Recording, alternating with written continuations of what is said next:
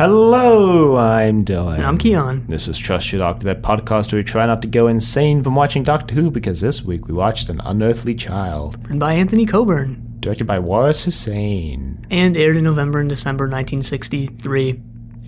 Yeah, before we get too far deep into this, we should mention that this is our second attempt at this. Not only that, the first attempt was 4.5 years ago. Why are we recording it again 4.5 years later? Well, I'm glad you asked, dear listeners, because the first version of this episode was absolute dumpster fire.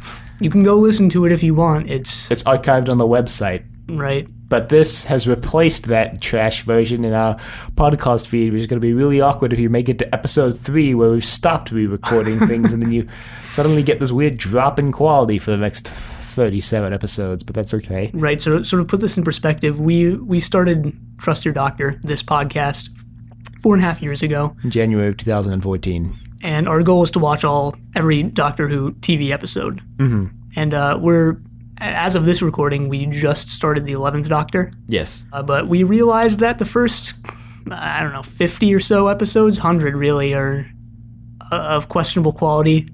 So we wanted to do the first, 2 episodes over again. Yeah. Because they're really bad. Yeah, that's basically the gist of it.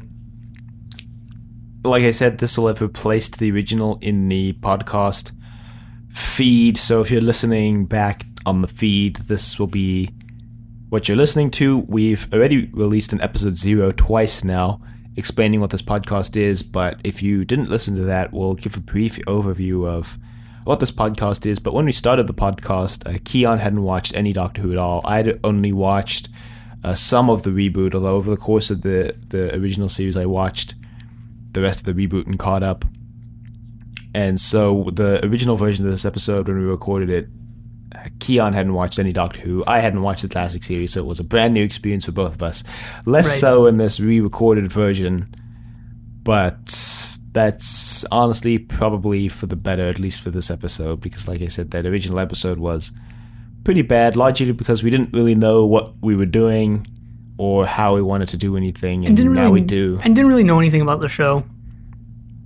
Yeah, I mean, that can be a draw for some people. They can be like, man, this is really interesting. This is these guys' opinions. And it is for some of the later classic show era. Our very first recommendation on another podcast was from Kunoid when they went, they have some interesting opinions on some stories. So. Yeah, but in terms of that first episode, we were mostly just making fun of it and stuff like that. So I mean, I'm still going to be making fun of quite a bit of it. Yeah, same here, but in this version. But it's okay now because we've watched 800 something episodes. The first episode should probably also have an explicit tag, and then right after that, we were like, maybe we shouldn't do that. Right. So I'm not going to be making fun of as much as I thought I would, though, because revisiting this story, 4 years later, I was like, oh man, I was hyped to watch episode 1. But then, I think the sort of common opinion you find is like episode 1 of this is really good. 2, 3, and 4 are not great. Yes. But I really enjoyed all of these this time around. I basically aligned with most of fan opinion. Actually, I think episode 4 was better than episode 2 and 3 by a large margin. Episodes 2 and 3 were quite a slog for me to get through, frankly. Well, episode 1 was like multiple times like better than any of the other 3, but I still enjoyed the other 3. Well, so we usually start with a nice little section on production information, so we'll go ahead and do that here. We started doing that like a week ago. Well, especially since this is like the first episode of the show entirely, so. Right. And you'll have to wait like 200 episodes before we actually get to this format, The format goes through some flux in the next couple hundred episodes, but this is how we're going to do it because this is what we found typically works out to be pretty good. But anyway, haven't released an episode with this format yet, though. Well, Don't know the reception to the format. All right, whatever. Well, so anyway, production starts in an office in the BBC, as most production does for this show, frankly. A long time ago, in a country far, far away. In an office building in London in the early 1960s. Sidney Newman, a chain-smoking lover of cigars. Sidney Newman was Canadian. Yes, he was. He moved to the UK to work in television. I think And a I couple believe years. he moved back to Canada Yeah, after he moved back to Doctor Canada, Who. and then he moved back to the UK after that. But I think he moved to the UK in, I want to say the late 50s or early 60s, a few years before Doctor Who. Right. Maybe it was, I don't know, sometime in the 50s, I think, actually. And he was working at the BBC. yeah, and he basically came up with this idea pretty far removed from the final version of the show. Well, they wanted to do a sci-fi show, and I forget the name of the guy who sort of put this idea forward. I don't think it was Sidney Newman. I think it was someone who's like, hey, let's see if we at the BBC can do a long-running sci-fi show. It's 52 episodes, broadcast over the course of a year. Right. And I'm forgetting the guy's name, and it might actually be Sidney Newman, but I'm pretty sure it's not. I don't think it is, but Sidney Newman was the one who took the idea and kind of ran with it and assembled, I guess, the dream team with Verity Lambert and Waris Hussein. And the BBC has something of like a history of broadcasting sci-fi stuff. I was sort of looking into this, and a couple sources, I don't know how true this is, but a couple sources said the first sci-fi thing ever broadcast, and I mean, we go far into like what the definition of science fiction even is on our Blake 7 podcast, Zenith, which you should check out. But supposedly the BBC broadcast the first science fiction thing ever when they broadcast in 1938 a portion actually of this play called Rossum's Universal Robots, which is a Czech play. And apparently that play is where the word robot comes from. Huh. I was looking into this. It's related to this word rab or rob, or I don't know how to pronounce that because it's a Czech word. It's spelled R-A-B, and it's a word for slave, which is interesting. The Rossum part of that title is also a Czech and many languages, actually Czech, Russian, means reason or something like that, kind of like Razumikin or Razumikin, whatever, from Crime and Punishment. His name means reason as well. And I just thought that was interesting. There's apparently a Blake 7 audio that references this play as well. But, what? It's called the Syndeton Experiment, the Syndeton Experiment. I don't know how to pronounce that. Huh. Yeah. Well, that's kind of weird, actually. That's bizarre. But yeah, that was supposedly the first science fiction thing ever broadcast on television, according to a couple sources at least. It was done by the BBC. I believe it. They eventually, I think, in the mid '40s, the BBC created a full adaptation of it because this was just like a portion of the play. I don't know why they decided to just do a portion, but it's what happened. Budget, possibly. Budget, as we will talk about the lack thereof. Well, lack of interest, and we'll talk about that as well when we talk about how this was promoted pre-release. Not at all. Yeah, I don't know if you looked at any like magazine scans or anything, but there was like nothing. I mean, you look at the promotional material for Doctor Who, and we'll get to this in more detail in a few minutes, but there was like nothing. Well, the biggest promotional aspect was casting William Hartnell as the Doctor because he was the most well-known actor on this show that they cast. Well, not quite there yet, but basically they came up with this idea for a show, and they were trying to come up with this conceit because they're like, man, we want to make it science fiction, but we want to make it educational as well. So like if we could like time travel and go to different locations, then we could like be really hardcore educational about this and drop like knowledge. And that's where the concept of gotta get those education bucks. Yeah. Well, that's where the knowledge of the concept of the historical serial comes from. And Right. There are plenty of historical serials right up until about the Third Doctor's era when they pretty much just drop off the map, which is a historical serial is basically a serial where, or a story where the only science fiction element of the story is the TARDIS, and basically the Doctor just gets involved in historical events. There's one this season with the Reign of Terror. There's the Romans. I mean, not even historical events necessarily, just events like in a specific time on, or like the Gunslingers or something like that. And that's also where the idea of Barbara and Ian, who weren't named Barbara and Ian at this point, but the idea of them as teachers comes from, right? Barbara is a history teacher, so in line with the historical serials, and Ian is a science teacher, so in line with the science fiction stories, kind of, although they don't really do much with that part of it. Yeah, so the idea is that having these teacher characters on the show gives them an excuse to kind of lecture to the audience because they're teachers. But if memory serves, they never really do that. I think there were a couple times where Barbara's like, "Oh yes, we're in France" or something like that, but they don't really use that idea to any extent, and that might be a good thing. I don't know.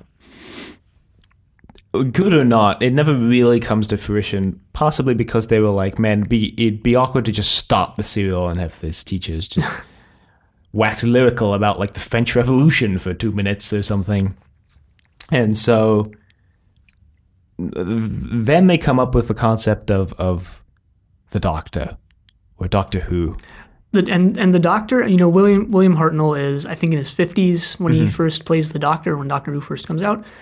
But the original conception for this character wasn't as old as that. No.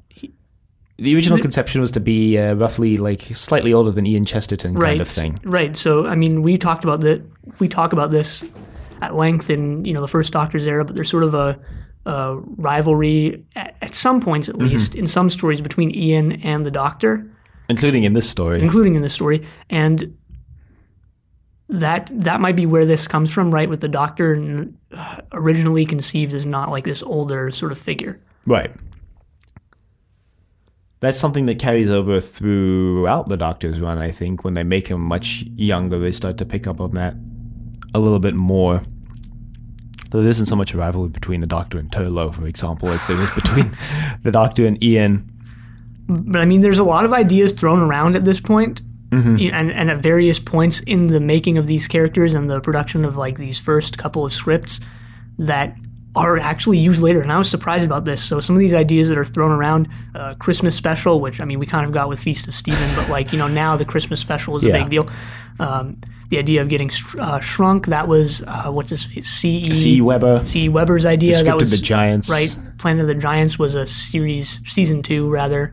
It was the first story of series season 2, if I remember correctly. Yeah, I think so. That was supposed to be, or Weber thought like, hey, this might be the first episode of the show. Yeah, elements of that were in his original script. He wrote the original first. So it was planned. Unearthly Child was actually planned to be the second story, and the first was going to be. It was called Nothing at the End of the Lane, but it was also referred to as the Giants because they had kind of elements of the first episode of this, but also elements of Planet of the Giants. But then Verity Lambert kind of said no to his script, so they retooled Unearthly Child to be the first story, and then C.E. Weber went and turned the Giants into Planet of the Giants, which came in season 2. Right, they develop all these scripts. There was also something interesting I found, which is this idea that was thrown around at this point of the Doctor being involved in a war, and that's brought back, 40 years later. In the reboot. There's this idea that the Doctor is searching for something, well, that's unclear. In their first scripts, they're like, well, let's make it, we don't know what it is yet, so we're going to have this, unclear, like, objective for the Doctor. He's searching for something, but he's also running away from something, and what he's running away from is this war. They do make reference to this in the story, which I was surprised and completely forgot, that the Doctor mentions that he's, like, in exile and he's on the run from his home planet. And originally, I read that the Doctor was from, future Earth, and he was traveling back in time because he didn't like the path humanity took. Mm-hmm.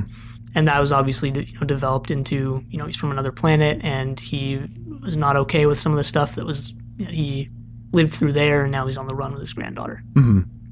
It's interesting. I was really surprised to find out how much of this stuff came back, 40 or even 50 years later.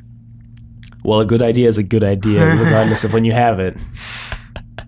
A lot of this information gets kind of dramatized in the docudrama Adventure in Space and Time, which we did an episode on right at the end of the first season of Doctor Who, which maybe we want to redo that episode as well, frankly. I don't know about that, but maybe.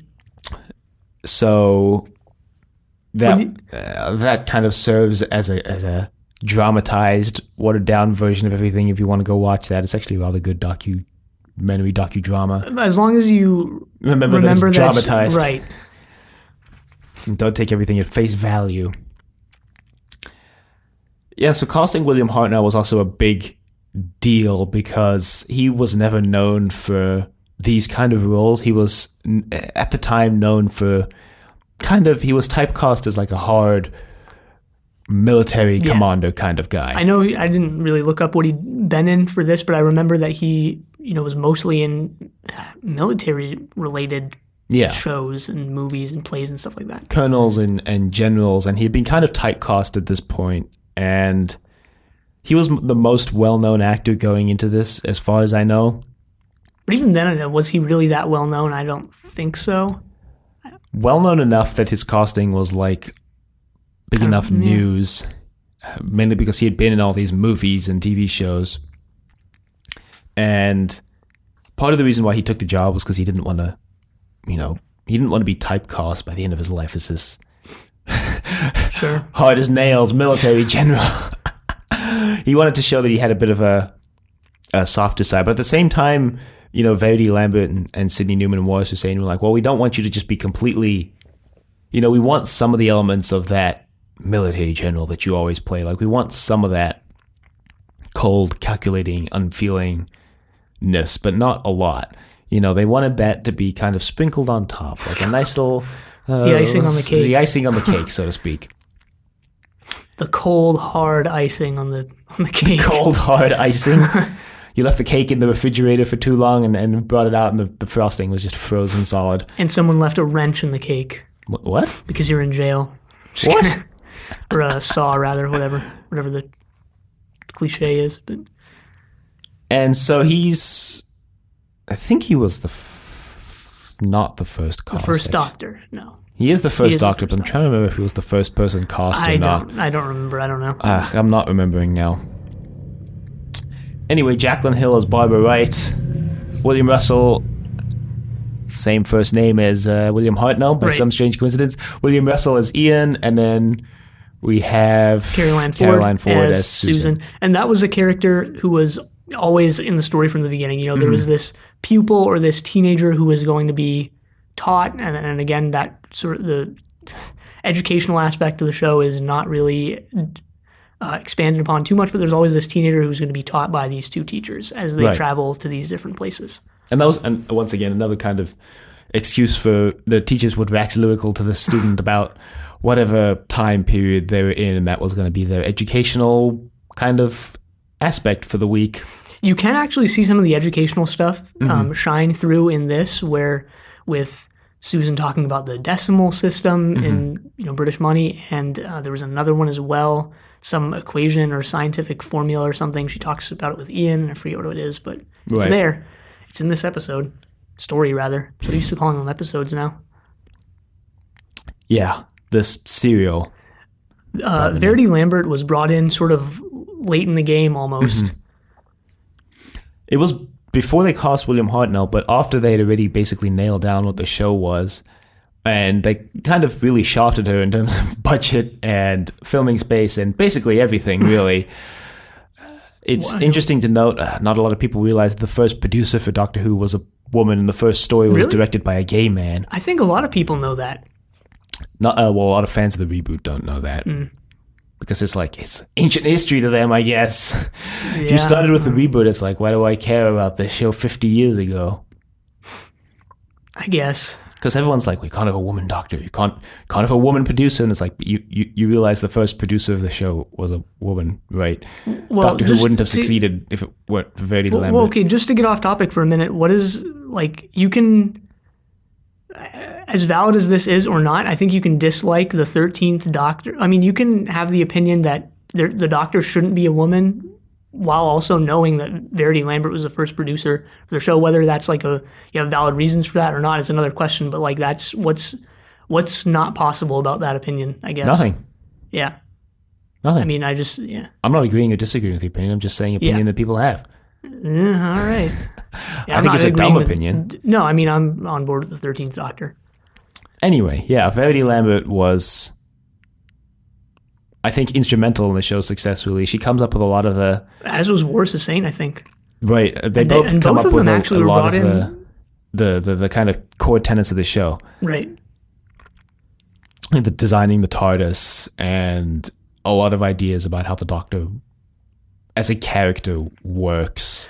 I know that neither of them really, looked at what Newman and Weber and, anyone else had so far. I think, if I'm correct, when they first saw this stuff, they were like, well, this doesn't look that great. Yeah, that was the thing. Verity Lambert was really dedicated to making this potentially garbage idea into something really great, right? Regardless of how little money the BBC was going to throw her way, regardless of how the BBC tried to railroad her at every step of the process, she was really dedicated to making this work no matter what. And both her and Waris Hussein, I think, are instrumental in the show actually working because, like I said, a lot of what comes out of this first episode is really on them. At this point in the show, later on, we talk a lot about the script editor position. At this point in the show, the script editor position exists, but right now, I think they don't exert a lot of influence over the scripts and where they go, and really serve just to literally edit the scripts and, and cleaning them up. When people talk about these first couple of seasons, really, it's Verity Lambert and Waris Hussein who you see doing the heavy lifting, really. Right. I actually want to look up who is the script editor at this point. I don't think it's David Whittaker I think it is. Yet.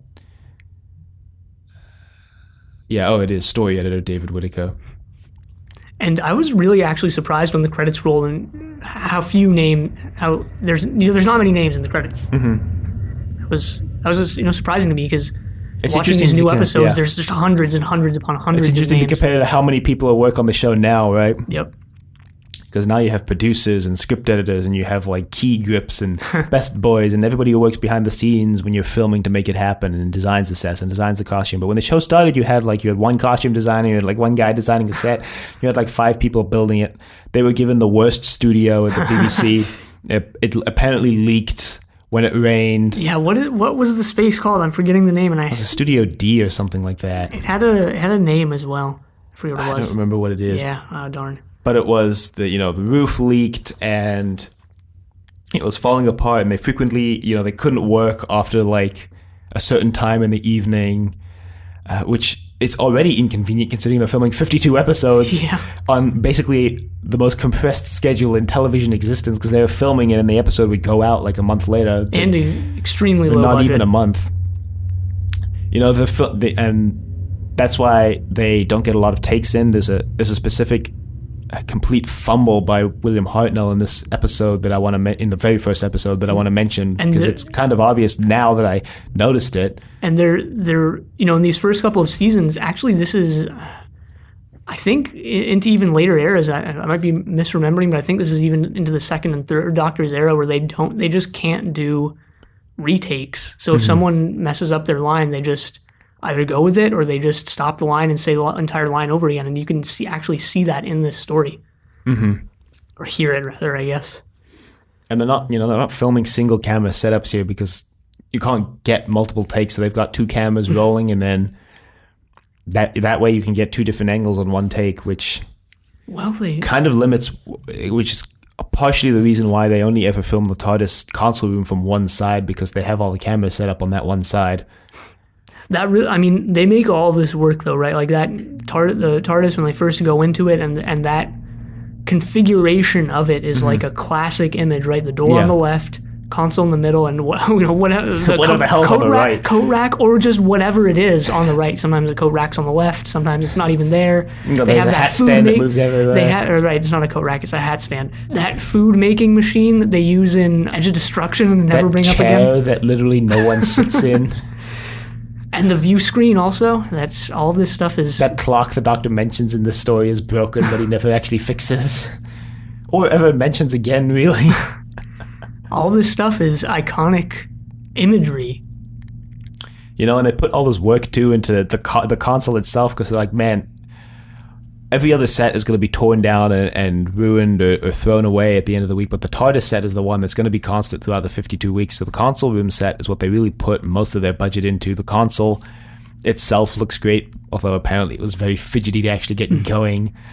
Well, I know when ideas were being thrown around pre-production, they were like, when they came up with the chameleon circuit idea, I don't think they call it the chameleon circuit at that point, but they came up with the idea of the TARDIS being able to transform. They were actually going to have it transform in every story and be something in that story. And they're like, oh no, that's going to be too costly and too difficult. So it's just going to be, we're going to have it malfunction. It's going to be a police box. The police box forever. Yep. Which we've talked about on the show, how that basically becomes an iconic image because of this show. William Hartnell, I mean, was apparently very particular about what switches on the console did what. He got very angry if someone flipped a switch to do something that wasn't the right switch, which is somewhat humorous because William Hartnell had great difficulty remembering his lines. Later on in this one, he's in the early episodes, including these, he's great. Part of the reason why he has difficulty remembering his lines is because, once again, they're filming 52 episodes over the course of a year, and basically he's given the script, and then 2 days later he's like, okay, let's go film, and he's like, guys, I don't have enough time to memorize a script. Right. And he also, God, what disease did he have? It wasn't Alzheimer's, was it? No, it was another disease that affected his memory. And it's kind of sad because you could tell when you're watching the Three Doctors and he's having great difficulty saying all his lines, and it's kind of heartbreaking. Well, weren't they feeding him his lines in that one? Yeah, they basically off camera. Had them on kind like a teleprompter. Kind of like how Ronnie is in this, on the off camera. Okay, we'll get there. But basically, yeah, they were feeding him through a teleprompter, and he was sitting in a chair the whole time. Right. But we're not quite there yet. They basically get everybody together for the first episode, and they're like, well, here we go. It's going to be... They actually film the first episode twice. Well, not entirely twice. But the first time they film it and they screen it, and they're like, man, this is wrong. This is not good. We made a horrible mistake. Scrap everything. The original unaired pilot, which you can find if you look hard enough... Didn't rewatch it for this episode, but I remember it being in many ways completely different. Susan is a much more grating and irritating character. If I remember correctly, the characters are much more hostile towards one another in general. Everyone is hostile towards everyone else. And not only that, Susan is just really, really weird. She's kind of weird in this one. There's a scene where she's dancing, but in the unaired pilot, that scene is played up like 10 times, and she's just like completely bonkers. And everything is just so hostile and antagonistic. I mean, still the Doctor and Ian are still kind of hostile towards each other, but in the unaired pilot, it is way over the top. And that's why they went, okay, hang on, we need to go back to the drawing board, and we need to kind of rework this first episode, because if we air this, everybody's just going to turn off, because none of these characters are really likable. None of the things they say to each other are, like, nice. And we got to just rework the whole thing. So they went back and they refilmed a lot of it. There are still things that make it into the final episode from the unaired pilot. Quite a substantial amount of the episode. I mean, if I remember correctly, it's almost the same. It's the same story. It's sort of this. You see almost the same exact shots, and the scenes are almost exactly the same and everything. It's just like we mentioned, it's less strange, less out there, and the characters are less hostile to each other. Yeah.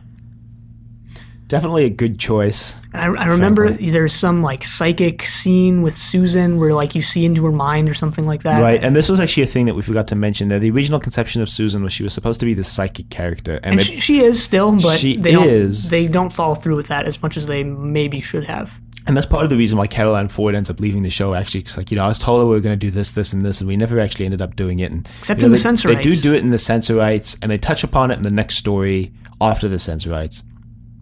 And they touch upon it in that audio they set after the Sensorites before the next story. What's after the Sensorites? Is it the Reign of Terror? I think so. I don't remember. No, because isn't the Sensorites season 2? No, Sensorites is season 1. We kept thinking it was season 2, but it's season 1. Then it's probably the Reign of Terror after the Sensorites. We're just gonna... Yeah, it is the Reign of Terror. Yeah. And, when Caroline Ford left the show, later on, she was like, I was told we were going to do all X, Y, Z, that I was going to be telepathic, we were going to do all these things with it, and we never ended up doing it, and by the end of it, I was just, they weren't even using me at all, so I decided to leave the show. And that's how we get Vicky. Right, and we talk a lot in later episodes about how at least one character is sort of shafted in that episode. In this one, though, that's not the case really at all. I really like the character dynamic in this episode. So I guess that's actually a good kind of segue into talking about the plot of the episode, actually. Well, I want to touch on some promotional material as well, Okay. and just touch on how little of it there really was. I was looking at some magazine scans, Radio Times and potentially some other stuff. But, you see like a preview for Doctor Who, and it's literally just, a 3-line snippet, just 2 sentences like, watch Ian Chesterton and Barbara Wright investigate their weird student and meet the mysterious Doctor Who this Tuesday or whatever. I don't know when it was, but... This, whatever November 23rd was, and that's actually something we should bring up here, Right, is that the airing of JFK gets assassinated on the 22nd of November, and which I believe was the original air date of the episode, and Doctor Who gets preempted by these news reels that are like, guys, JFK is dead, so they have to actually push the episode back a day. Also, apparently, there were huge power outages all over the UK, I guess coincidentally that day. So they're like, well, people can't really tune in Yeah. when that's the case. So we move it They back. pushed Doctor Who back a day, which surprises me that they actually found a way to fit it into the schedule the next day. Because I feel like the next day would be booked full, but perhaps I'm overestimating how much programming the BBC actually had in 1963. Maybe I'm wrong here because I didn't look this up, so I'm trying to remember from 4 years ago. But wasn't it that JFK was assassinated on the 23rd, and then they re-aired the episode? They basically were like, well, scrap that. We're going to start next week, even though they'd already aired the first episode. So they re-aired episode 1 and then just went from there. I think that's what it was. You might be right, but I was sure JFK was assassinated on the 22nd, or at least the 22nd in America. Yeah, it might have been the 23rd in the UK.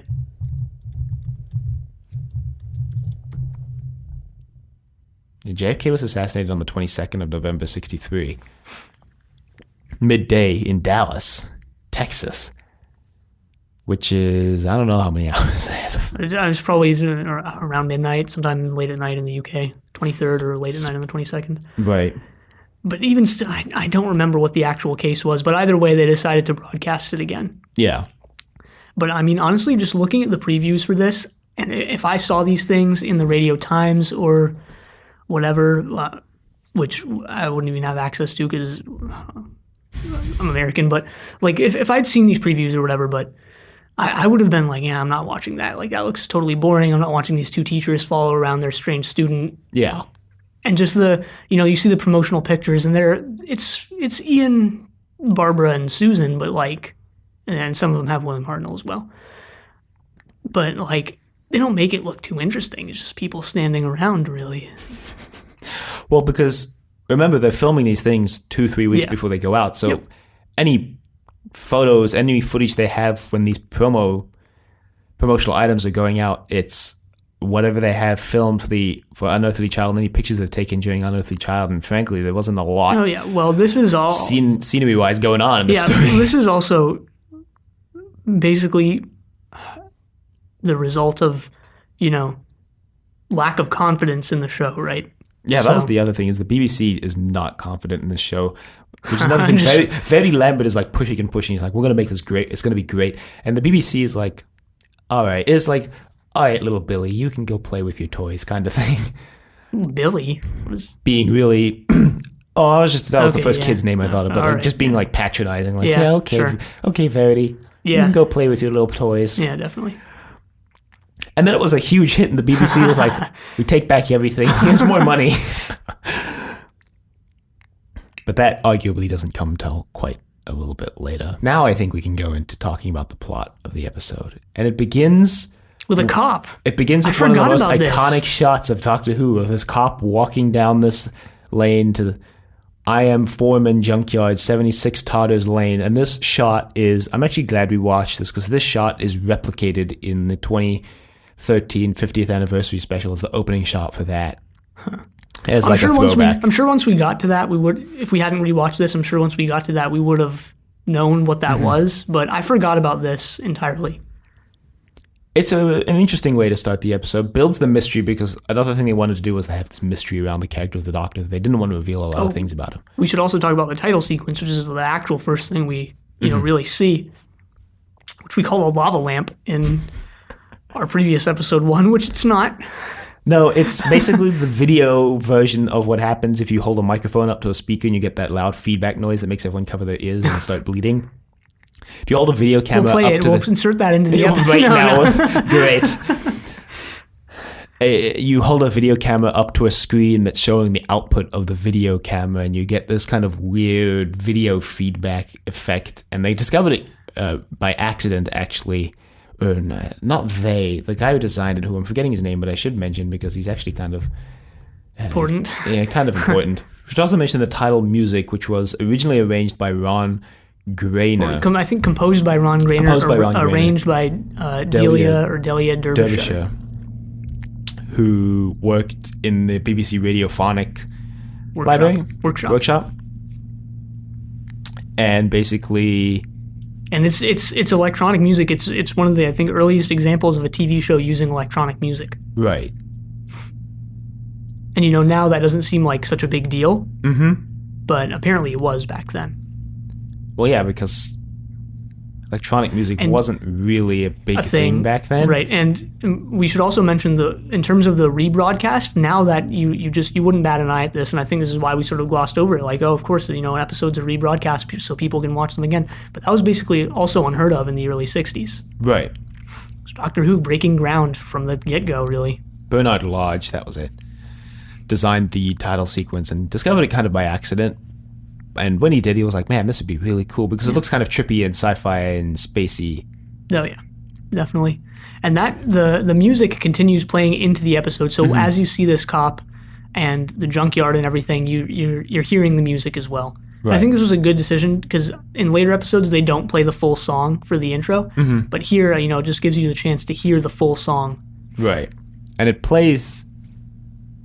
It's interesting, actually, because they superimposed it for these early episodes. I don't know the point at which they stopped doing this, but they superimposed the title of the episode and the writer over footage of the actual episode. And at some point later on, they actually put it over the title sequence. But for this story, for sure, they put the title and the writer, I guess, not author, over the footage of the episode. And also when they end, they put the name of the next episode over footage of the episode. Right. Which I thought was interesting. But then we get Barbara and Ian, and they're kind of talking about this one student who's really weird named Susan. Right, Susan Foreman. Foreman. And I really like the dynamic here between Barbara and Ian, and if I remember correctly, their characters, Barbara more so than Ian, but also Ian, kind of drop off the map in later episodes of the show.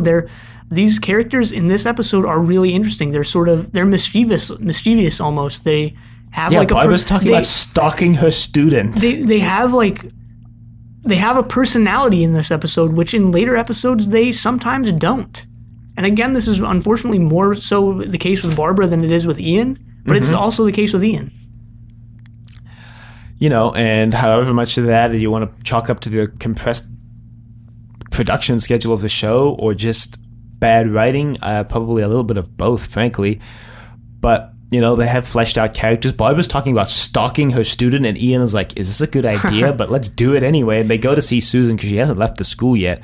There's an interesting little tie into the end of the season here where she's reading a book on the French Revolution. Right, and you can see in this book some of the jank production stuff because, I think it was just a book cover probably that they made for the show because it's just literally in a generic font, French Revolution, no writer, no information, no picture, nothing.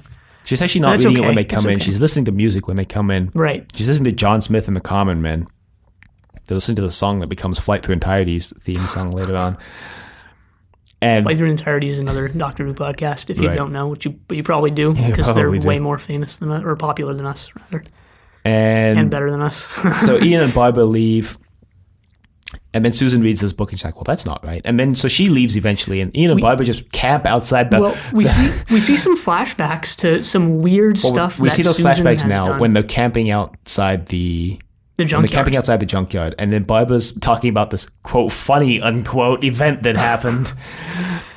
And Susan knows things she shouldn't. She thinks the decimal system has been implemented, but it hasn't yet. And whenever the decimal system and that switch in British money is brought up, I bring up this image, which I'll post on Twitter and on show notes as well, in the show notes as well, which just encapsulates how difficult and crazy this system is to understand.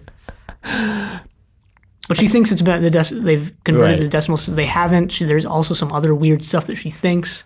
Yeah, Ian talks about a situation where he told them to solve a problem in 3-dimensional space, and she says they need 5-dimensional space. And also, she was completely uninterested in the answer that they're in like a science experiment they're doing. She wanted to work with active chemicals so they could just see the result and move on to something more exciting. And I totally forgot about this, or I didn't. How much of a prick Susan is? No, I didn't pick up on how much Susan is the one who gives them away. She ruins this. I mean, at this point, I think if you look at other stories and other stuff, the Doctor and Susan have been here for a couple months, right? She's totally the one who ruins all of that. Yeah, the Doctor like blames Barbara and Ian, but really it's all Susan's fault. She's like super weird and concerning. I guess also it's kind of suspicious that they listed their home address as a junkyard. Yeah, well, they thought nobody would investigate. Turns out they didn't know Barbara and Ian were on the case. Well, so Barbara and Ian go... super sleuth Barbara and Ian. Barbara and Ian go into the junkyard, and I wrote this down as a note because I thought this was hilarious, but William Russell trips over something in the junkyard, and it's this completely and hilariously bad trip because he doesn't actually trip at first. He kind of stumbles and then he, quote, trips, unquote, but it's just really, really bad. And I just wanted to bring that up because I was like, how bad is it to just trip on something? How do you act tripping poorly? And William Russell pulled it off. All right. I mean, I didn't notice that or take note of it or anything. But anyway, the Doctor pops out of the TARDIS. Susan like yells, "Hey, grandfather!" And they're like, "That was Susan." And he's like, "No, it wasn't. No." Does he come out of the TARDIS or does he just come out of the shadows? He comes out of the TARDIS because they're like, "Why won't you let us go inside?" And he's like, "Well, there's nothing in there." It's sweating bullets. It's like, there's nothing in there. It's a police box. I mean, why'd you want to go is. inside? I know he is, and it's kind of fun to watch. And right off the bat, William Hartnell is awesome in this. You know, later episodes, he's not as great, and it's really not his fault because of the disease he had and because of the compressed production schedule. But in this, he's awesome. And right as soon as he shows up, you're like, oh man, this show just got a lot better. It was good already, but as soon as he shows up, it gets better. As soon as he shows up, he's like, let's go. Here we go. Anyway, Susan like yells from inside the TARDIS again. And once again, Susan the one giving everything away because Ian and Barbara are just going to get cops. And then I guess the Doctor would just escape with Susan. And right. No one would be none the wiser. But then Susan has to yell. And then Barbara, I think, charges through the door into the TARDIS. And she's like, what the heck? I really like this. I talk about this a lot when we get to the reboot, how great this shot is. We go from this really cramped junkyard right into this open space of the TARDIS. And I think it really accentuates the point that the TARDIS is bigger on the inside. And because there's just this juxtaposition of this really crowded junkyard. Ian, Barbara, and the Doctor are standing like really close to each other. They're cramped. They're basically in each other's faces, and then Barbara goes into the TARDIS, and it's this huge open space. Right, and there's also this thing of like positive space and negative space in this, right? This is all black and white, so there's only a grayscale they have to work with. When they're outside, when they're in the junkyard, you know, it's dark, it's cramped, like you mentioned. They go in the TARDIS, and it's bright and it's wide open. So the console is painted this weird foam green color, which you don't know until we get to the third Doctor's era, but it's painted that because it comes out a nice shade of gray in the black and white. And then we get the Doctor just being really obtuse and avoidant. Well, there's a couple lines that I want to mention from the Doctor here, and you know, you can't blame the show for doing stuff like this because of, you know, they don't know where they're going. This is the first episode, and you know, they couldn't have even possibly guessed that the show would be around 50 years later. There's some lines from the Doctor like, "I tolerate this century, but I don't enjoy it." Well, now you're actually a pretty big Earthophile later on. There's other like lines that you know, in this day and age make you go like the Doctor mentions the Red Indian, and you're like, There's a couple of misogynistic lines later on I want to mention. Right. But this is also where William Hartnell makes a really big flub that if you notice it, you basically can never unsee it. But he goes to take his scarf off, and his scarf is wound around his neck, and he kind of takes it off his left shoulder, and then it falls off him. I didn't notice this. Because he lets go, and then he goes to kind of like grab the scarf and take it around his neck, but it's just completely gone. So he kind of just does this motion with no scarf in his hand because the scarf has already fallen off onto the floor, and then he kind of drops the invisible scarf onto the chair and then walks away. You can't see it on the floor because the console is in the way, which is why I guess he doesn't lean down to pick it up. But once you notice that he's just doing this motion with an invisible scarf, it's kind of hard to unsee. Well, thanks for that, then. We didn't mention that the TARDIS was, I think Weber actually proposed this. He was like, maybe the TARDIS should be invisible. That would really save on the budget. C.E. Weber, the real hero here, trying to save the budget of this show. Exactly. That would have arguably made it more expensive, since how would you show them going into and out of the TARDIS in any sort of like reasonable budget fashion? Just mime opening a door. I don't know. I have no idea.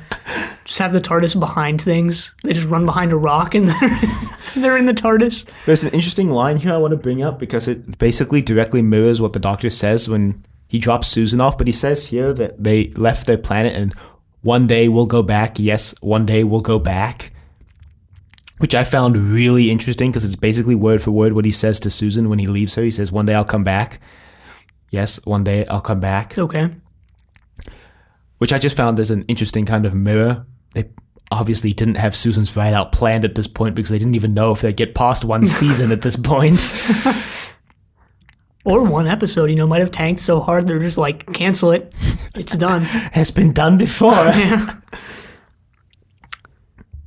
But yeah, that's the first episode, and this episode is great. Yeah, it's well-paced. We get a solid introduction to every character. The Doctor's this mysterious traveler. Susan's his granddaughter, who's kind of weird. Ian and Barbara are the school teachers who are concerned about their pupil, and that's kind of the premise of the show. And they get in the TARDIS. They get thrown in the deep end, basically, and they're over their heads. They're in the TARDIS. They're in this time machine, and they don't believe it until the next episode. And I don't remember when this is, but I think we'll bring it up now, is that Susan says she named the TARDIS in this. It's in the first episode. Yeah, which...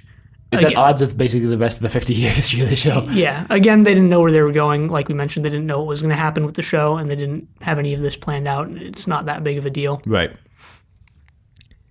And then the second episode takes a pretty big dive, but not immediately, because it starts off pretty good. They're in the TARDIS, and it continues kind of the dynamic of the first episode. Ian doesn't believe anything's happened. And Barbara she's less skeptical about it, but she's also, she disbelieves it as well. Yeah, and they're like, look at the scanner, and they're like, oh, that could just be an image you're projecting, and the Doctor's like, well, how about we open the doors then? Boom, doors open. Look at that, we time traveled. And he's like really proud of himself. I forgot that the Doctor was so bad at piloting the TARDIS back in the early show.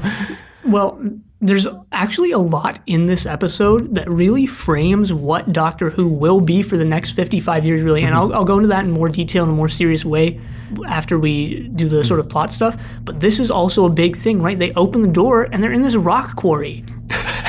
This is an establishing moment for Doctor Who. Great, because that's what we want to be established. The fact that they'll be in a rock quarry every other week. Yeah.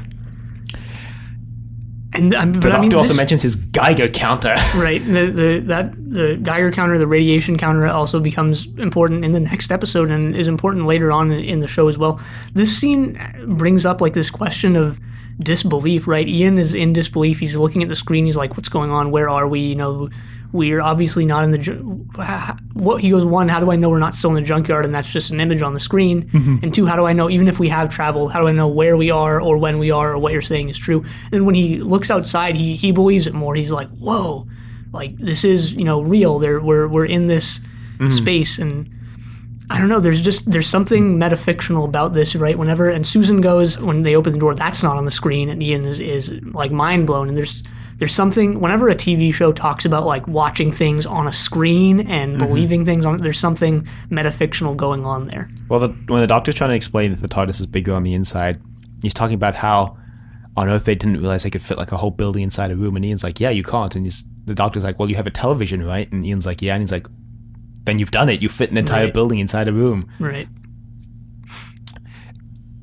Also, the Doctor mentions the yearometer. Yeah.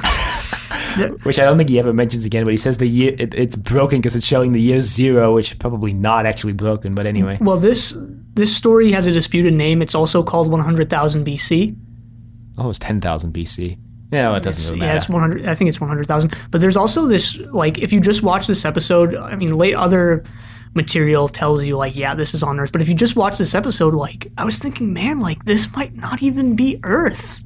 Yeah, nothing tells you that it's Earth, like, it is, but like it's not within just the episode. My favorite part about this is that they call the sun orb. Well, I have stuff to say about that. I definitely have stuff to say about that. But anyway, they leave the TARDIS, and they're in front of a painted backdrop. So no CSO here, just a classic good old painted backdrop. Classic good old painted backdrop. I liked it. I mean, they still do really, CSO with painted backdrops later on, so there's nothing to say this isn't CSO with a painted backdrop. But I mean, it's not. It's black and white, so. Despite all of the low budget trappings of this, I loved what they did with the forest and the desert. Are we talking about the forest later when they just smack the actors with leaves? I loved that. I loved all of that. And I remember 4 years ago, I basically hated it. This time, I loved it. But they're there, and this, I think, is where the story gets worse, when they introduce the stuff about the cavemen. This isn't bad, I don't think, but it's not as good as the interactions between the four of them. Because, frankly, nothing much happens in episodes 2 and 3. And this is a problem with the original show, is that they have enough plot for 4 episodes, but they have no idea how to space it out at all. There are interesting ideas and lines expressed in these episodes that aren't necessarily related to the plot, but even that is pretty sparse, and I don't think justifies 4 episodes. No, this is not something at we'll all. say a lot over the course of the classic show, is like, this could have been 3 episodes. Mm-hmm. Or when we get to 6-parters, this could have been 5 episodes. Or even 4. And we see it here immediately in the very first story, and we're going to see it again next week in the Daleks, which more so with the Daleks, which we're also re-recording. We should mention that they just have no idea how to space out the episodes during the classic show, but especially right now because it's the start of the show, and they have no idea how long these things are going to run. They have no idea, basically, how many takes they're going to do, how many scenes they're going to be able to film, basically.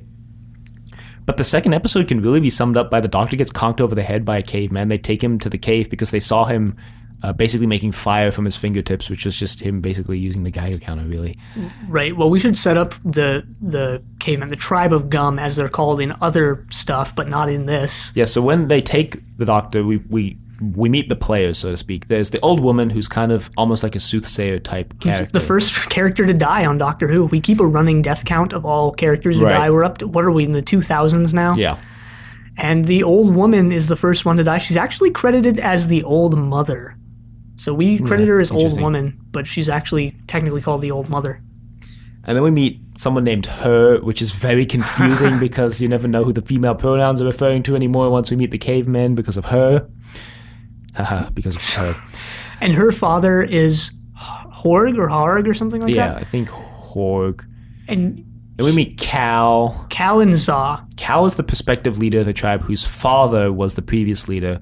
And his father apparently knew how to make fire, but apparently took the secret to the grave with him. Yeah, no one else knows how to make fire, including Cal. And then Za is from actually a rival tribe over the mountain, but his tribe has been completely wiped out by the Great Cold, and Za was the only one who survived. Right. And he is gunning to take over the leadership position of this tribe from Cal. Basically upstart Silurian before the upstart Silurian was a thing. And basically, I guess, and the tribe's whole mentality is that the leader has to know how to make fire. So they're not they don't accept Cal because he doesn't know how to make fire. And this they're gonna die if they don't know how to make fire because the Great Freeze is here. The orb has gone from the sky. Yeah. So this is another, I think, big problem with the early show. Basically, the black and white era and this is partially because of its black and whiteness, but also just for other reasons as well, is that a lot of the characters look exactly the same. Like, I remember when we first watched this episode, I could not tell the difference between Cal and Za apart. And when we first watched this, we were watching it outside on an iPad. And when I rewatched it, I was like, all right, I'm watching it inside. I'm watching it on a better screen now. So I'll be able to tell the difference between Cal and Za, but I couldn't. Their design, you bamboozled yourself. Their design is almost exactly the same. What they wear, what their faces look like, what their hairstyle is, everything about them. Their voices. Every caveman looks like that, and it's actually difficult to even pick Cal and Za out from all the non-named cavemen. Right. I mean, unless it's like a kid. Until someone turns to them and is like, hey, Cal, what are you doing? And he's like, that's me, I'm Cal. And there's actually some... This shouldn't be a good thing, but I think it is. In the fight in episode 4, it was really tense because I was like, who won? Like, somebody obviously wins. Like, someone dies, someone gets a rock thrown at them, and I was like, who is that? Is that Cal or Za? And I forgot. I didn't remember. We had the same problem the first time we watched this. But anyway, yeah, just strictly plot-wise, like, yeah, that's episode 2. Yeah. Oh, well, the rest of the gang of 4 get captured as well. Right. And there's actually a very abrupt ending where Ian goes like, look at the skulls. They're all bashed in. And then it cuts to the credits. The credits are actually imposed over the episode, over a still image. And then Right. it fades to black as the credits finish up. I mean, episode 3. But this is like I'm not 100% sure about this, but just based on what this is, when they filmed this, they didn't do it by like episode. They did it like this scene that extends from the end of 2 and goes into the beginning of 3 is one thing. They just split up when they made the episodes. I think so.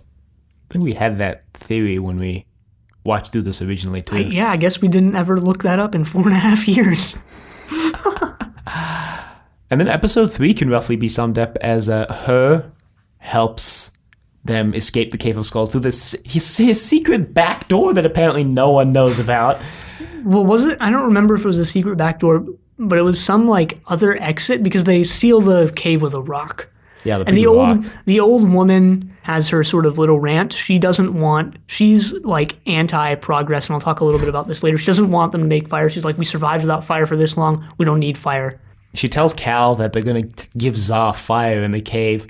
And so she's like, if you kill them, they won't be able to give Za fire. Because there's this whole thing about who they're going to give fire to. Is it going to be Cal or Za? And right. the Doctor lost his matches, so he's like, dang, matches are in the TARDIS. So much for that not meddling in history he really dumps on Barbara and the Aztecs later this season. They actually use the word companion in this episode. Yeah, because when they're in the cave and they're trying to... Oh God, we should mention that there's...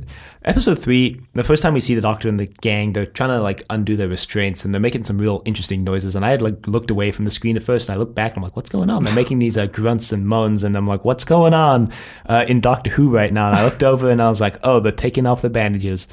Interesting turn of events. But Barbara's like, oh, why are you helping us? And the Doctor says, oh, fear makes companions of us all. Right. But he's like, we've also got hope, like Chesterton. Chesterfield. I mean, Chesterton. Said Chatterhouse. I think it's in episode 3 that Barbara messes up on a line. She restarts the line. Yeah. Jacqueline Hill, that is. So, but they escape, and they get pursued by... Cal. I think it's Cal. Is Cal the one who gets grievously injured, though? Yeah. I thought it was Za. I think it's Cal because her is going to marry, I guess. I don't know if I even want to use that word for what this is, Cal.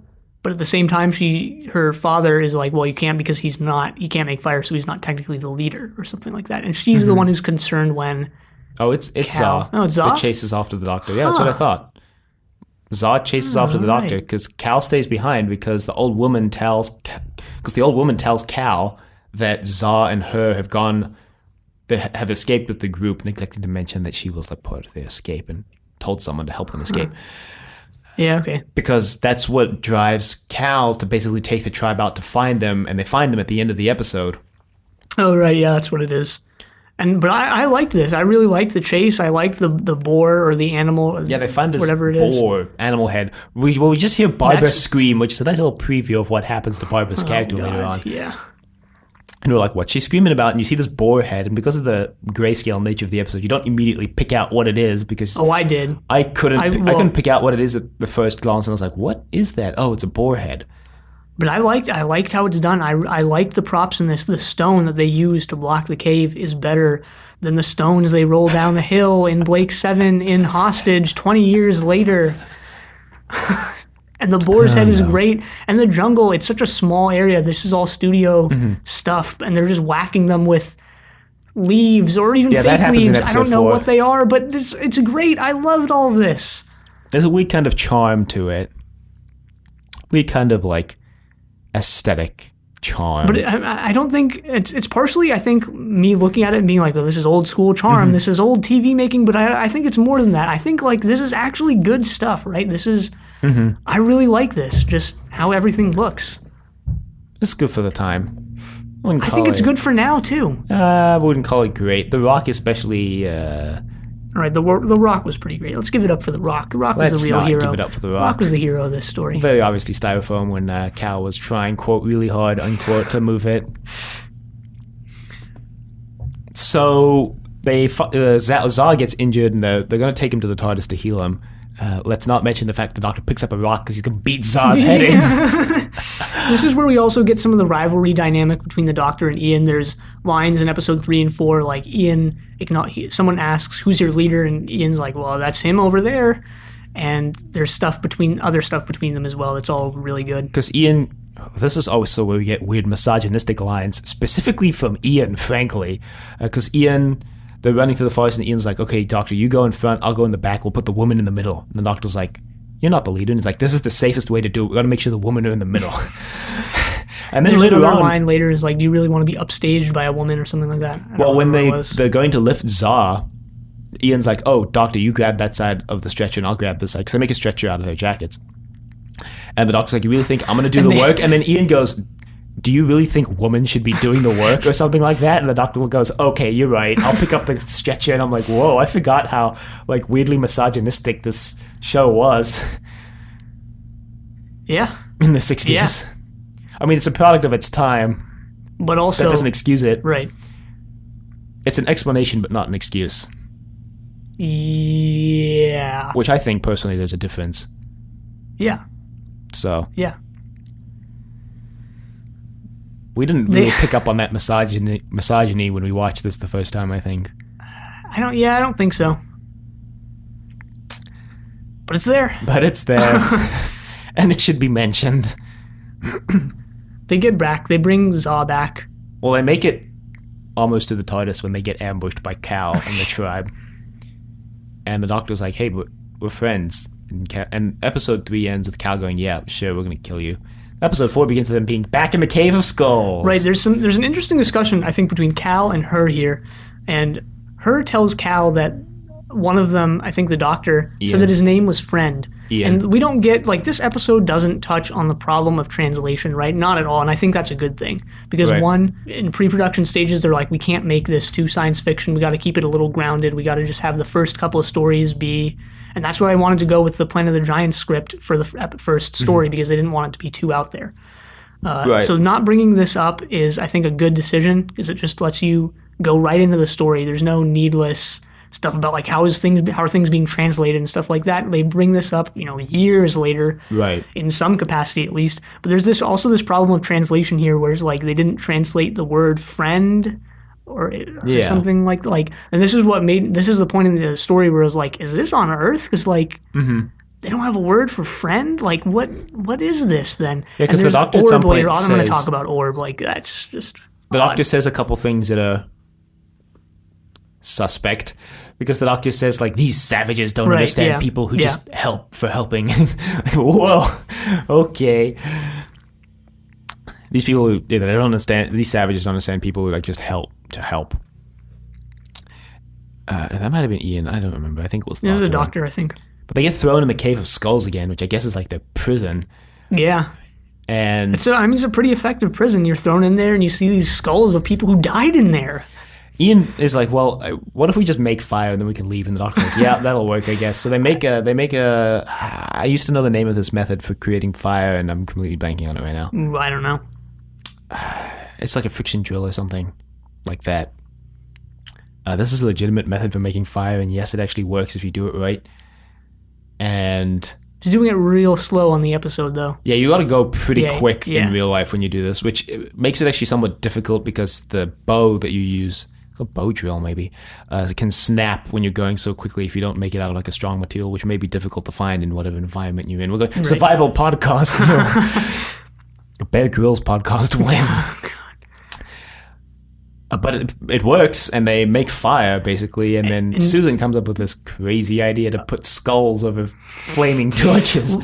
But I think that's a little later. I think Ian actually comes up with the idea. Susan is what spurs it on, but there, in at least one of the original drafts of the script, they were just going to make fire and befriend the tribe and live happily ever after and then leave. But I think it was Newman. I think it was Sidney Newman. Or maybe it wasn't. Someone was like, we can't just end it like that, guys. Come on. Well, someone else probably went, hey, we've still got 10 minutes left in this episode. But, I mean, there is, like, when that happens, I check the timestamp of the episode and I'm like, oh, there's 10 minutes left. What's going to happen? Then I remember the fight. The fight. Which there's a guy in this as a credit fight a ranger. I forgot about this role, who's basically the choreographer, I guess. Yeah, I guess. Because we get this Cal and Zah fight we've all been waiting for. Oh, yeah, we forgot to mention Murder Mystery 100,000 BC, where the doctor's like, look, the knife I'm holding from Zah has no blood on it. Let me see your knife, Cal. And Cal pulls out, like, your knife has blood on. You killed the old woman, didn't you? Yeah, there's a and they're like, what? There's another establishing thing as well, right? In this very first Doctor Who story ever, there's a guard who gets killed, and he's incompetent. And this is another thing that frames what the show is going to be for years and years. But there's also another, like, more serious thing that is actually related to a lot of, like, actual 9th and 10th Doctor stuff. There's, like, this collectivist rhetoric in this story. There's a discussion, I think, between Cal and her, I think it is again. Cal goes, I wrote down, I think this is the exact line, the whole tribe can collect more fruit than one. The whole tribe can kill a beast where one of the tribe would die. I think, I don't forget who, I'm pretty sure it's Cal who says that. I forget who he's talking to. Well, the doctors who spurs it on, because the doctors, actually it might have been Ian, now I'm forgetting, but they say the whole tribe is stronger than Cal, because Cal is like, I'm the strongest person here, we won't survive without me, but then they're like, oh, the whole tribe is stronger than Cal, and they get thrown in the prison, and then her, I think, is like trying to explain it, like, or Zah is also trying to explain it because, you know, the whole tribe can catch more fish than Cal can. The whole tribe can hunt better than Cal can alone, right? And that's kind of what he's saying, is that together, it's almost communist, actually, in its beliefs, like, the whole tribe. I don't think we have to politicize this, right? There's this difference between collectivism and individualism. Right. Communism is not necessarily a political belief, though. Communism is just the idea that you all work for the greater good and that you all just fulfill your role as needed. Well, that's also what collectivism is. Basically. I think is a better word because it has fewer connotations. I guess. But it's spurred on by the Doctor and Ian, and then they just ditch without finding out the result. But that kind of spurs on the fight between Cal and Zah, because Cal is like, you're questioning my strength, and Zah's like, yeah, kind of. You're kind of crazy, dude. Then they fight, and Cal dies. Doesn't Zah die? I don't remember. I don't. Again, there was some actual tension in this fight because you couldn't tell who was who. Right. I think Cal dies. Yeah, Cal dies. And Zah survives. But then Zah suddenly turns on them and is like, you're going to stay here forever and make fire for us. You're going to basically be the fire makers. And they're like, yeah, no. So that's when they put the fire on the skulls and they escape out the back. But Zah is not so easily fooled, and they chase them all the way to the TARDIS. But then they kind of watch as the TARDIS dematerializes. Right. And there's the TARDIS dematerializing sound effect has been the same one since this sound effect is still used, and this is always a really trippy thing. I mean, for me at least, it's not that weird because I watched every episode in order. But when you go back and realize that it's the exact same noise, you're like, wow, they've been using that thing for 50 years, and that's pretty great. But there's this other thing I want to mention, this chase scene when they're running to the TARDIS. This is when they smack the actors with leaves in the studio. Right. And this, I couldn't tell if this was what was really going on, but this is what it looked like. It looked like Barbara fell, which that's for sure, she did fall. And then it looked like the Doctor and Susan just run past her. And then when Ian, who's bringing up the rear, comes around, he helps her up. I think that's what happened. Yeah, I think that's what happened. And it's like, well, it's kind of hard to tell because they're basically filming this. We should just really explain this because we keep making references to it. They're in basically a pitch black studio. They have like a light shining on their face, and they have people just off camera basically just smacking the actors in the face with leaves to make it look like they're running through a forest. They're sort of running in place too. Yeah. It's really obvious that they're running in place, which is why the illusion is broken. The illusion is not actually broken by the leaves smacking in the face or the fact that it's a dark studio with a light on their face. For me, the illusion is broken when you kind of can tell that they're running in place and not actually running. Yeah. It was that it would have been like that easy to actually make them run. So, I mean, you could have them. It would be tricky to do, but you could have them run around in circles. That would be pretty hard to actually achieve with. Yeah, and then the camera would have to move around in circles too. So that's why it would. Yeah. But then they make it to the TARDIS, and then Ian's like, did you try to take us back to our time? And the Doctor's like, well, I got us out of that time. Like, loophole response. And Ian's like, that doesn't answer my question. And the Doctor's like, it's the only way I can answer. So this is when Barbara goes, you don't know how to pilot this thing, do you? The Doctor's basically like, no. And then they look on the view screen, and the doctor's like, it looks like a pleasant place. Susan, check the radiation. She's like, looks good to me. And then they leave, and then it ends on this ominous shot of the radiation meter just going way up. And I think we mentioned this the first time we watched this, but why does the radiation meter have like a delay before it like actually reads the radiation? I mean, who knows? They wanted, this is something, another pre-production thing. They're like, yeah, we got to have every single episode end on a cliffhanger. And this is like for the dramatic effect, right? They look at it and like, looks good to me. And they go outside and then you see it move.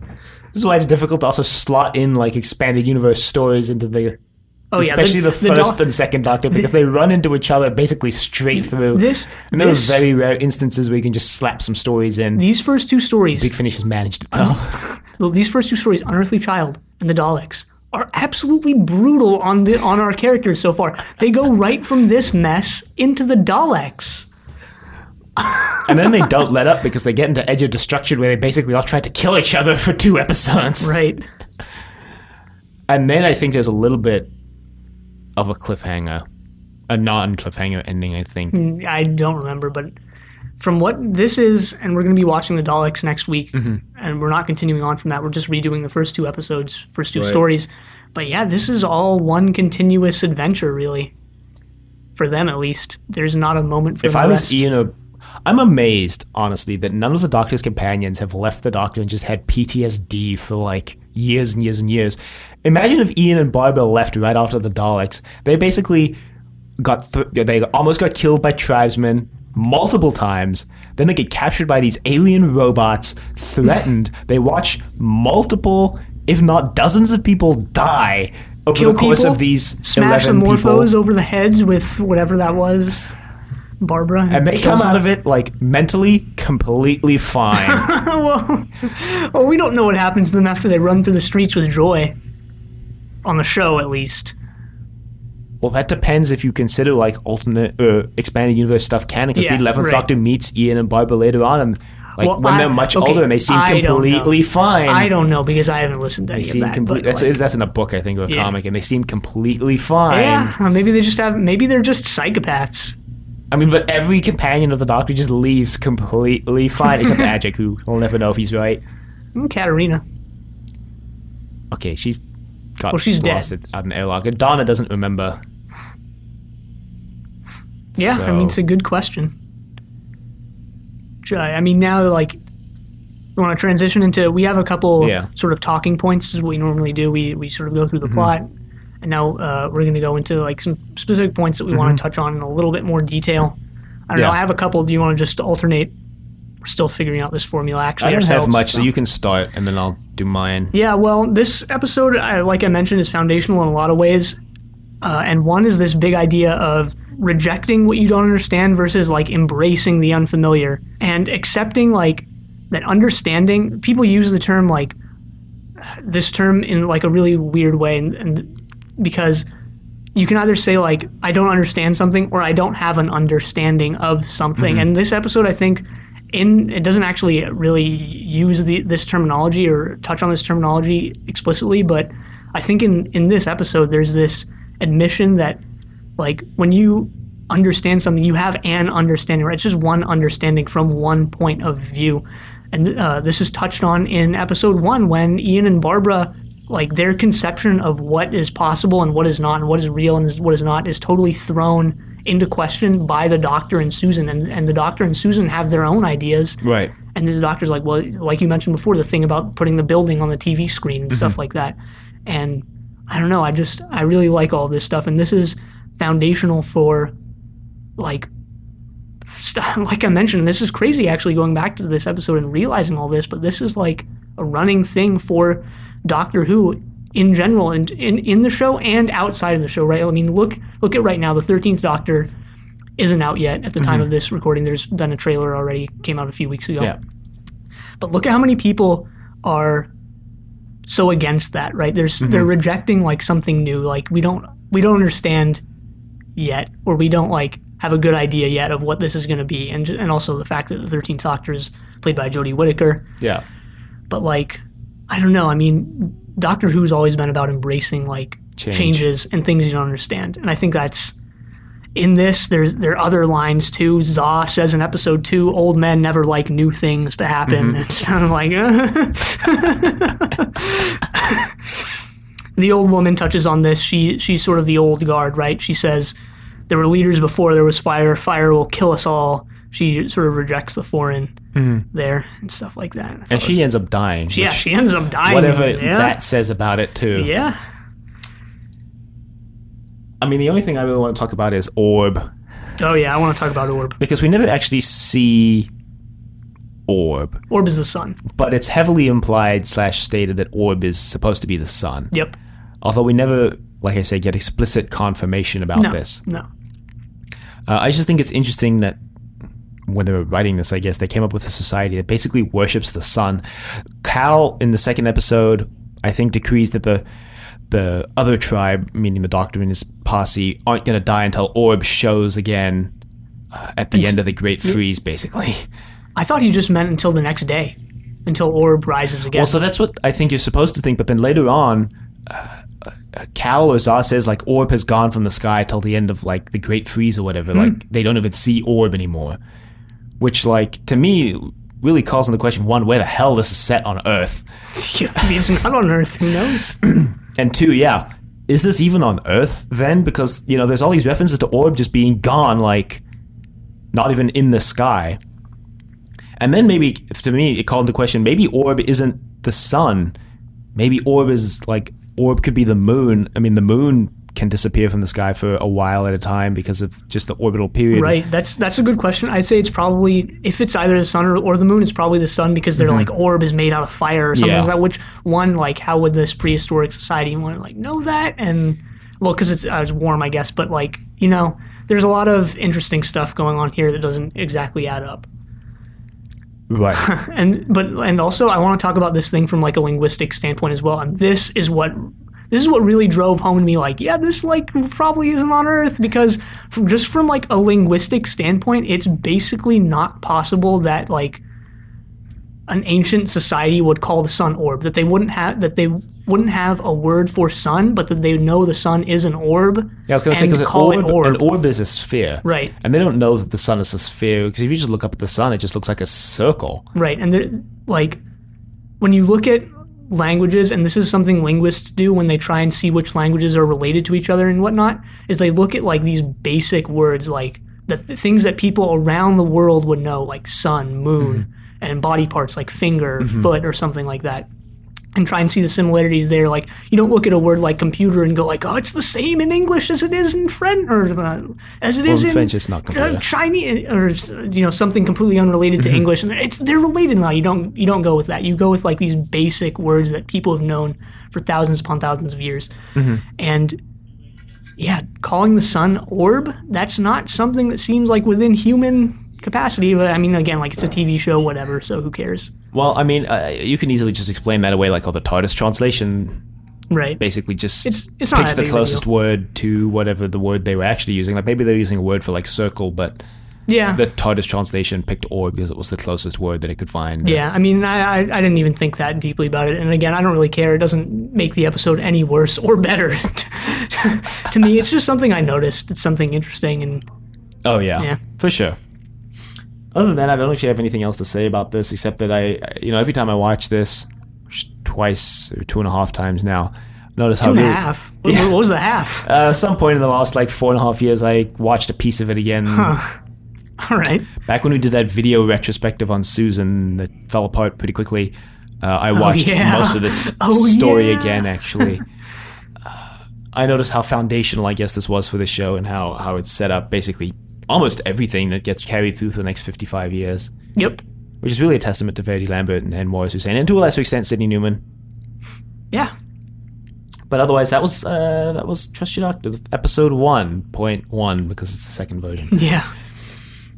Great episode of the show. Great serial. So next week we'll be releasing also a new version of our episode on the Daleks, and so that should be exciting. And then, so if you'd like to email us, because we do keep an email line, you can email us at thedoctor@decorative.com. Questions, comments, concerns, angry rants, love letters, your thoughts on basically anything for Doctor Who. If you email us about this episode, we probably won't respond to it until an episode in the reboot, or we might record an email response and pin it on the end of an earlier episode, but that's kind of a lot of work that I don't really want to do. But you can email us if you would like. And we normally do read episodes, or emails. We read emails on our episodes. Right.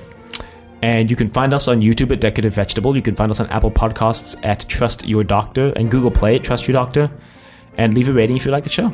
Check us out on Facebook, Trust Your Doctor, like is on Facebook. I should probably also mention, since this is the first episode, that I'm not as active as I should be on Facebook. So if you want to get in touch with me, at least, do it on Twitter, which you can check us out on Twitter at TYD Podcast and follow us on Twitter.